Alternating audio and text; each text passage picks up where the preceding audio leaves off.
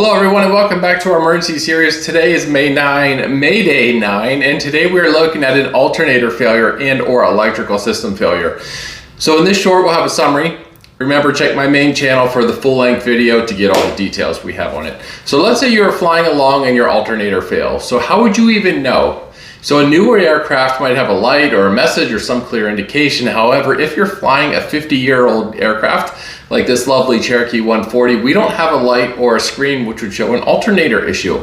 So without that, you're pretty much relying on your scan of the ammeter or load meter, whichever you have in your aircraft. Which brings up a good point. How often do you even check that in your scan, right? So for many pilots, myself included, it's not in the scan as often as it should be since it's kind of tucked out of the way. Okay, so we lost our alternator in flight. So what exactly did we end up losing? What does it power? Well, basically everything that uses electricity in your aircraft, right? Lights, instruments, radios, those kind of things. So what doesn't it power? Luckily, your magnetos. So if you lose your alternator, you won't lose your engine. So then what do you do if you're in this position? So you want to immediately start turning things off, right? So if you're at this stage, the only power you have left is what's in your battery. So you need to conserve it as much as possible. It's not going to get recharged anymore. So avionics, radios, things you aren't using, turn them off.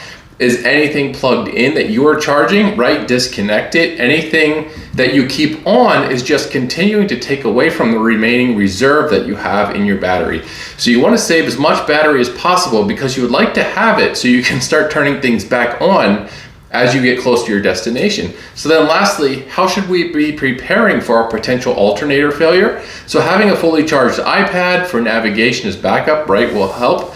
Also, like a handheld radio would come in handy as a potential backup. A cell phone, if you are low to the ground, right, you could look up a number on ForeFlight or call the tower. So as you can see, there are some good things here we can do. And in case you have electrical system failure, if you have those things ready, then you can use them. And if it's day VFR and you catch this alternator failure early, this isn't really much of a problem at all, right? However, if it's night, if you're in reduced visibility, if you're over a desolate area, it might become a bit more urgent of a situation. So thanks everyone for joining us on day 9. Hope you enjoyed these pointers for an electrical system failure. Fly safe everyone. We'll talk to you tomorrow on day 10.